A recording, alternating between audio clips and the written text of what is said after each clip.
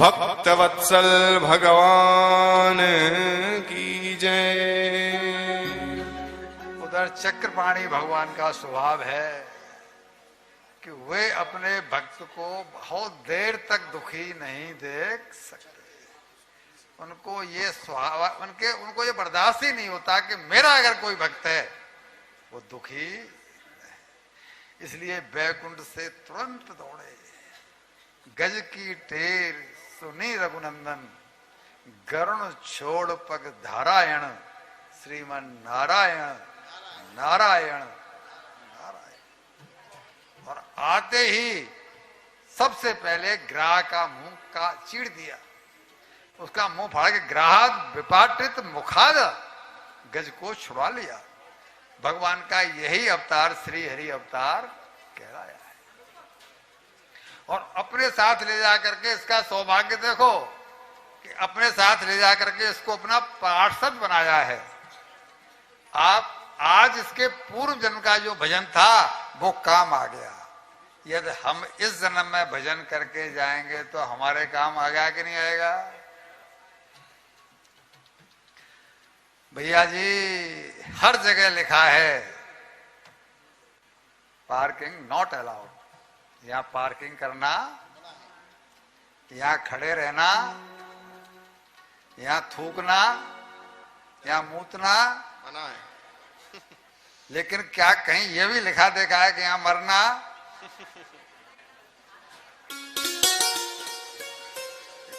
इसका मतलब है कि लोगों ने ये मान लिया कि कहीं नहीं लिखा, क्योंकि वो हमारे संग संग घूम रही है। कल हमने आपको सुनाया था। हे परीक्षित, इस गजराज ने तो मुक्ति मांगी थी, गजराज ने तो मुक्ति मांगी थी, लेकिन ग्राह ने मुक्ति नहीं मांगी थी। भगवान ने उसे बिना मांगे ही दे दी। इसका एक अर्थ क्या लगाएंगे कि हम संतों के, भक्तों के चरणों का अगर आश्रय ले लें तो उनके साथ साथ हमारा भी, बल्कि उनसे पहले हमारा नंबर आ जाएगा। अब आप पूछेंगे आपने ये क्यों कह दिया कि पहले हमारा नंबर आ जाएगा? अच्छा, आप किसी संत के दर्शन करने जाओ तो पहले उसका शिष्य मिलेगा कि नहीं मिलेगा? किसी मंत्री के पास जाओ तो पहले तुम्हारा नंबर आएगा। भाई लग तो जाओ पीछे। भगवान कहते हैं कि मेरे दृष्टि में न मालिक की वैल्यू है न नौकर की वैल्यू है। मेरी नजर में तो केवल वैल्यू उसकी है जो मेरी ओर चल पड़ा है। अच्छा, द्रौपदी को भगवान कब याद आए? जब चीड़हरण हो रहा था तो द्रौपदी ने सारे घोड़े खोल लिए। पहले इसकी तरफ देखा, अपने पांचों पतियों की तरफ देखा, भीष्म पितामह की तरफ देखा, कृपाचार्य जी की तरफ देखा, और वहां पर द्रोणाचार्य जी बैठे हैं उनकी तरफ देखा। जब कोई काम नहीं आया तो अब तो एक ही है जो मेरे काम आ सकता है। और तब उसकी आर्त पुकार निकली है, तब निकली है, कहां जा छुपे हो, कहां जा छुपे हो, ओ प्यारे कन्हैया, यहाँ लाज मेरी लूटी जा रही।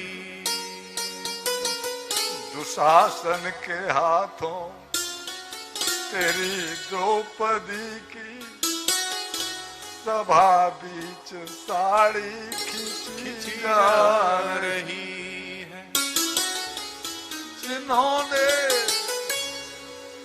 जिन्होंने कभी मेरी सूरत न देखी, जिन्होंने कभी साम्राज्ञी थी भाई, जिन्होंने कभी मेरी सूरत न देखी, वही आज देखें बदन नग्न मेरा। आपके होते हुए कन्हैया, जिन्होंने कभी मेरी सूरत न देखी, वही आज देखें बदन नग्न मेरा। जवाब दो, जुए में सखा तेरे हारे हैं बाजी। मेरा क्या दोष, मेरी क्या गलती? जुए में सखा तेरे हारे हैं बाजी, तो भाभी तेरी क्यों लूटी जा रही है? कहाँ जा छुपे हो ओ प्यारे कन्हैया, यहाँ लाज मेरी लूटी जा रही। 10,000 हाथियों का बल वाला दुशासन थक गया, लेकिन भगवान ने अवतार, वस्त्र अवतार लेकर के उसकी लाज को बचाया। साड़ी का अंत नहीं हुआ। एक दिन साड़ी का अंत नहीं होने दिया। कबीरदास जी ने इस संसार को मुर्दों का बाजार कहा है। मैं नहीं कह रहा हूं, कबीरदास जी ने कहा है संसार को मुर्दों का बाजार। रामनिवास जी वो कहते हैं, उनसे पूछा गया कि आपने इसको मुर्दों का बाजार कह दिया, लेकिन कोई मुर्दा तो दिखाई पड़ नहीं रहा, सभी जीवित हैं, फिर आपने कैसे कह दिया कि संसार मुर्दों का बाजार है? तो उन्होंने पूछा, अच्छा ये बताओ कि जिसे लोग कंधे पर लेकर जा रहे हैं वो मुर्दा है कि नहीं? तो उन्होंने कहा है। तो उन्होंने कहा कि है, और जो अभी अपने कंधे पर ले जा रहे हैं ये वर्तमान के जिंदा भविष्य के मुर्दा है कि नहीं? बोला है। तो ये भविष्य काल के मुर्दे वर्तमान काल के मुर्दे को लेकर जा रहे हैं कि नहीं जा रहे हैं? बोला हाँ ले जा रहे हैं। तो सब मुर्दे ही तो हुए भैया, तो सब मुर्दे ही तो हुए। कोई वर्तमान का है, कोई भविष्य का है, कोई वर्तमान का है, कोई भविष्य में मरेगा। है यहाँ पर सब मुर्दे ही मुर्दे। क्यों? कि यह मृत्यु लोक है। इस लोक का नाम ही मृत्यु। यहां मौत की भला किससे यारी है? आज मेरी बारी है तो कल तेरी बारी।